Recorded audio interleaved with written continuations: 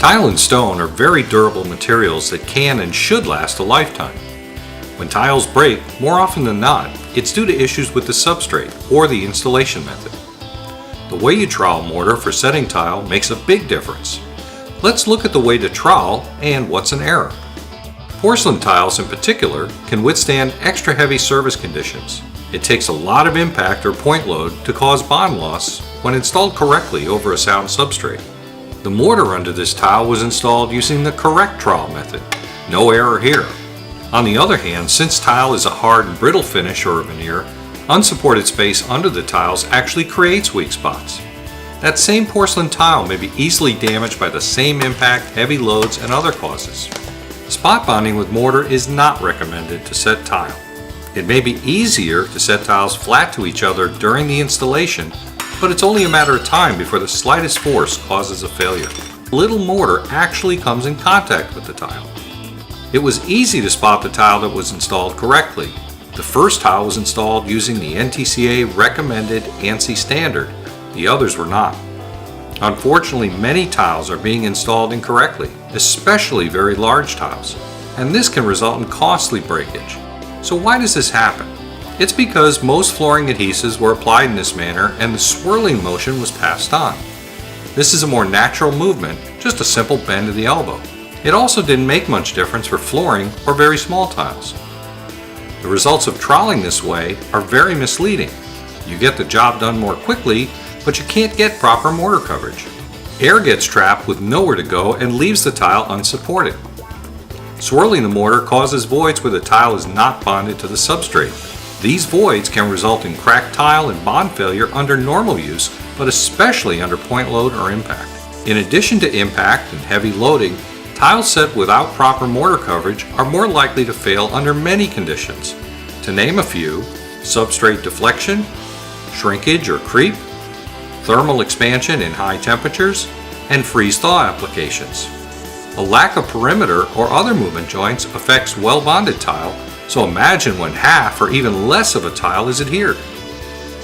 According to the American National Standards Institute and the TCNA handbook, tile requires a minimum of 80% mortar coverage in interior applications, 95% for exteriors and wet environments.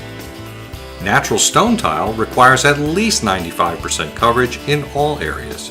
Notice what happens when clear glass is installed over swirled ridges. See how hard it is to achieve the coverage required? It's impossible when you spot bond. Even beating it with a mallet won't help. With today's installations of larger and larger tile, there are other factors to consider. During the manufacturing process of most large tiles, the center tends to dome or warp upward. This warpage requires more mortar to be used, and air is even less likely to be removed when the mortar is swirled. Additional mortar applied correctly has to make up the difference. Flatter substrates are also required to successfully set large format tiles as they cover a much larger area. According to TCNA and ANSI guidelines, variations in floor flatness should not exceed 1/4 of an inch and 10 feet. When working with large format tile, a tile with any side 15 inches or longer, there's even less tolerance.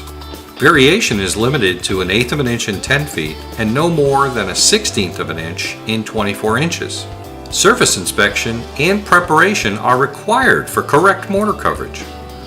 The key to successful coverage is playing it straight, combing the mortar in straight lines. This method is proven to be effective even with large tiles. Why? Trowel ridges running in straight lines are much easier to collapse. They assist with air removal to maximize mortar coverage and ensure a strong bond to the tile and substrate. You can't see through tiles, but if you could, you'd see this technique gives the best support and protection to the tile. There are other steps to achieving good mortar coverage. The first is to key in a coat of mortar into the substrate with the flat side of the trowel. Then add more mortar to the substrate and comb the mortar in straight lines, all going in one direction. Combing the trowel ridges in straight lines provides better distribution of the mortar. With rectangular tile, trowel ridges should go across the short direction of the tile. This allows better air release when you bed the tile. Be careful not to leave any voids along chalk lines or between tiles. Trowel size matters. One size doesn't fit all. Use a trowel that'll help you achieve continuous minimum 3/32 of an inch coverage. Larger tiles most often require deeper trowels. For large format tile, glass tile, natural stone, or any tile set on exterior surfaces, back buttering the tile is recommended. Use the flat side of the trowel to get an even coat of mortar and fill all the spaces in the surface. To finish, set the tile firmly and move it backward and forward across the trowel ridges about 1/4 to 1/2 inch. Move the tile in only one direction, perpendicular to the ridges, without moving in the opposite direction or twisting the tile. When you first start setting, and then periodically throughout the installation, remove a tile and check for coverage.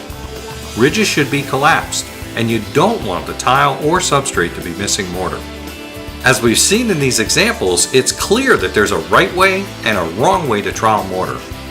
Don't be a victim of trial and error. Play it straight and always use the NTCA recommended tile setting method.